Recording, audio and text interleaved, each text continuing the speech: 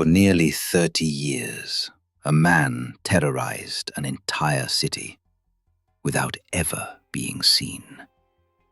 He didn't run. He didn't hide in the dark. He went to church. He raised a family. He followed the rules and enforced them. And in the quiet hours, when no one was watching, he planned murder. He chose his own name, BTK. Bind, torture, kill. Not because police gave it to him, but because he wanted control, even over how he would be remembered. For decades, investigators searched for a monster. What they never suspected was that the monster looked completely ordinary. This is not a story about chaos. It's a story about patience, control, and evil hiding in plain sight. This is Manu's Archives. Today's file: Dennis Rader, BTK.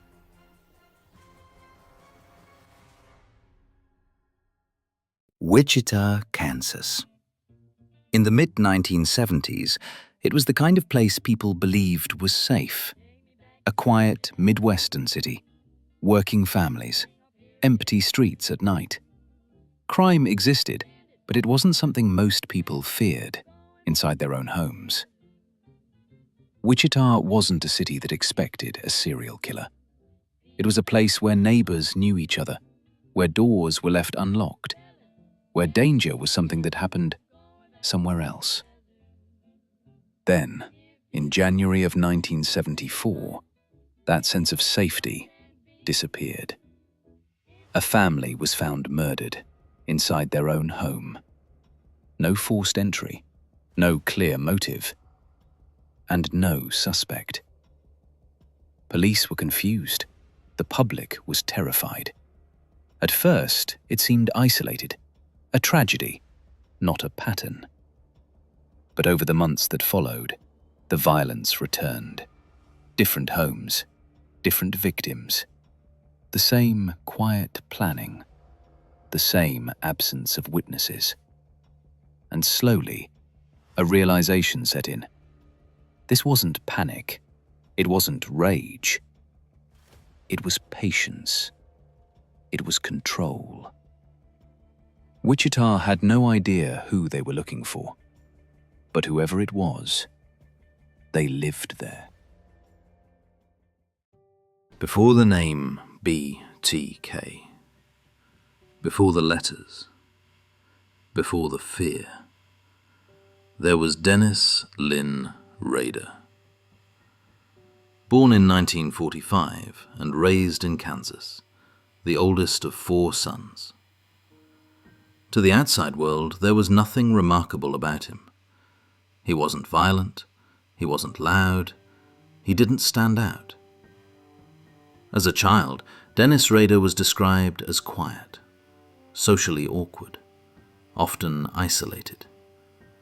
There were no arrests, no obvious warning signs, no moments that suggested what was coming. But later in life, Rader would describe something else, an early fascination with control, with restraint, with domination. Fantasies he didn't understand and didn't share. They stayed hidden. As he grew older, Rader followed a normal path. He joined the United States Air Force. He married. He started a family. He worked. He blended in. To neighbors, he was forgettable. Even to those closest to him, there was no indication of what lived beneath the surface. The fantasies didn't disappear. They waited. And for years, they remained just that. Until one day, they didn't. By the early 1970s, fantasy was no longer enough. Dennis Rader began to plan. He studied neighborhoods, watched routines. He learned which houses felt quiet and which ones felt predictable. What he wanted was not speed, it was control. On January 15th, 1974, Dennis Rader acted for the first time. He chose a home on North Pershing Avenue in Wichita, Kansas. Before entering, he cut the phone line. Inside were Joseph and Julie Otero and their children. Rader used a gun to take control of the situation. He claimed he was a wanted criminal in need of food, money, and a car. It was a lie. The family was restrained inside their own home. What followed was not chaotic. It was quiet, methodical. Joseph and Julie Otero, along with their son, were killed through asphyxiation. There was no robbery, no panic, no attempt to rush or escape. After securing control, Rader separated one of the children. Josephine Otero was taken away from the others down into the basement.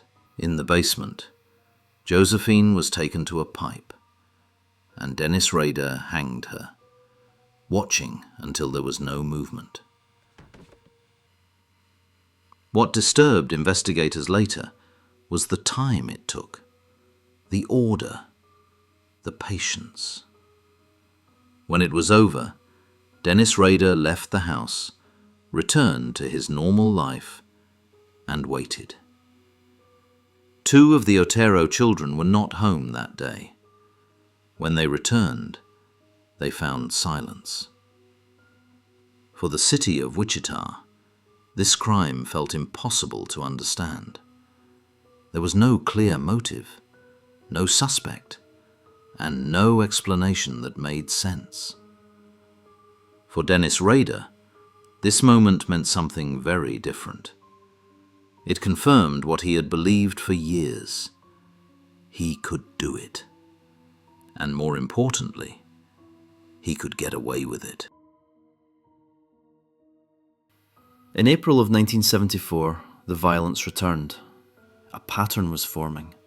Someone was entering homes, taking control, and leaving without being seen. Wichita wasn't dealing with a single crime anymore. It was facing a predator who was still active. For months, Wichita lived with uncertainty. There was no suspect, no warning, only the understanding that someone was still out there. Then, in October of 1974, the silence was broken. A letter arrived at a local newspaper. It was typed, calm, confident. The writer claimed responsibility for the murders. He described details only the killer would know. And he demanded attention. This was the moment. Dennis Rader introduced himself to the public. BTK. Bind, torture, kill. From the beginning, the letters weren't about confession. They were about control. Rader corrected details, criticised media coverage, mocked investigators. He wanted to be seen as intelligent, organised, superior. In some letters, he included poems. In others, puzzles and clues. Each message reinforced the same idea. He was watching, and he expected to be acknowledged. Police faced a difficult decision. Ignore the letters and risk provoking him, or publish parts of them and give him exactly what he wanted. Every response became a negotiation, every headline a reward. For Dennis Rader, the attention became part of the ritual. Killing gave him control over individuals. The letters gave him control over an entire city. And as long as he felt ignored, he made it clear he would not stop. While the letters spread fear across Wichita, Dennis Rader was living a life that drew no attention at all. He was married, he had children, he owned a home, and every morning he left the house like anyone else. Rader attended church regularly. He wasn't just a member, he held leadership roles. He was seen as serious, disciplined, morally strict. To neighbours and co-workers, he was quiet, sometimes awkward, but never suspicious. In the community, Dennis Rader was known as someone who followed rules, and later, he would be paid to enforce them. As a compliance officer, Rader issued citations, measured lawns, checked properties. He confronted people about minor violations, often with a sense of authority that went unquestioned. No one saw the contradiction. The man enforcing order was the same man creating chaos behind closed doors. At home, his family saw a father, a husband, someone predictable, someone routine. The killings and the letters existed in a separate world, carefully hidden. Dennis Rader didn't need disguises. He didn't need aliases. His normal life was the cover. After the letters, the violence slowed. Then it stopped. Months passed, then years. For investigators, this made no sense. Dennis Rader wasn't escalating. He was waiting. The urges didn't disappear. They were controlled. His life continued. Work, family, routine. When he returned, it wasn't impulsive. It was deliberate. The long gaps made police doubt themselves, made the trail colder. And for Dennis Rader, that silence was part of the control. Over the next 17 years, Dennis Rader would kill again. Different homes, different victims, the same method. Some were mothers. Some lived alone. Some were killed after years of silence. 10 people in total. 10 lives taken, while Dennis Rader continued living his own. Most of their names were not known to the public at the time. That anonymity was part of the horror. For years, Dennis Rader believed he was smarter than everyone else. He had waited, he had killed, he had vanished, and returned without ever being caught. He reached out again. After decades of silence, BTK resurfaced. New letters arrived, more taunts, more demands for attention. But this time, something was different. Dennis Rader wanted reassurance. He asked police a question, a simple one. Could a floppy disk be traced? Investigators answered carefully. They told him it was safe. Dennis Rader believed them. In February of 2005, he sent a floppy disk to a local television station. What Rader didn't know was that the disk carried hidden information, metadata, digital fingerprints. Police traced the file to a computer used at a church, Christ Lutheran Church, in Wichita, Kansas. From there, the name appeared. Dennis Rader. The same man who wrote sermons, the same man who attended services, the same man no one suspected. Surveillance began quietly.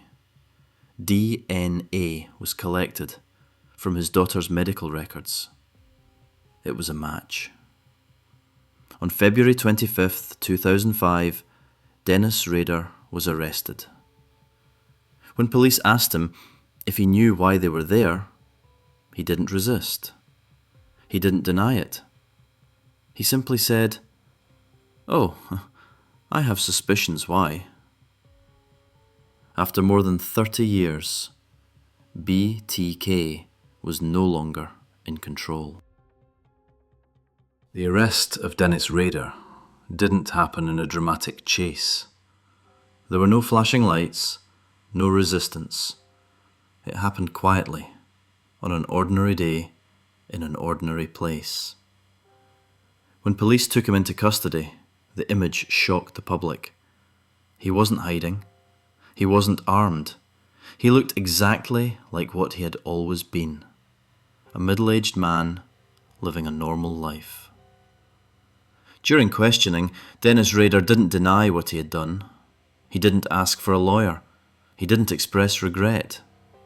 Instead, he spoke in detail, calmly, methodically. He described each crime as if he were reviewing a checklist. In June of 2005, Dennis Rader stood in court. He pleaded guilty to 10 counts of first-degree murder. One by one, he described how each victim was killed. All right, Mr. Rader, I need to find out more information. So you went to this residence, and what occurred then? When they came out of the house, I came in and confronted the family, and then we went from there. What did you do to Joseph Otero? See, I put a plastic bag over his head and then some cords and then tightened it. I strangled Mrs. Otero, and then she went out and then put a bag on Junior's head. Josephine had woke back up. what did you do then? And I took her to the basement and eventually hung her. All right, you hung her in the basement? Yes, sir. All right, did you do anything else at that time? Yes, I had some sexual fantasies. The judge sentenced Dennis Rader to 10 consecutive life sentences with no possibility of parole. He would never walk free again. Today, Dennis Rader remains in prison, isolated, removed from the world he once controlled. But the damage didn't end with his arrest. Families were left with questions, trauma, and memories that never fade. For Wichita, the fear eventually passed, but the realization remained. For decades, the man they were searching for was standing right beside them. Dennis Rader wanted to be remembered. He chose a name. He wrote letters. He demanded attention. But what he left behind wasn't a legacy. It was absence, empty rooms, interrupted lives. The most unsettling part of the BTK case isn't how long he evaded police. It's how ordinary he was, how easily he blended in, how close he stood to the people who trusted him. This wasn't a story about a monster hiding in the dark. It was about one hiding in plain sight. And once he was finally exposed, all that remained were the lives he took and the silence he left behind. This was Manu's Archives.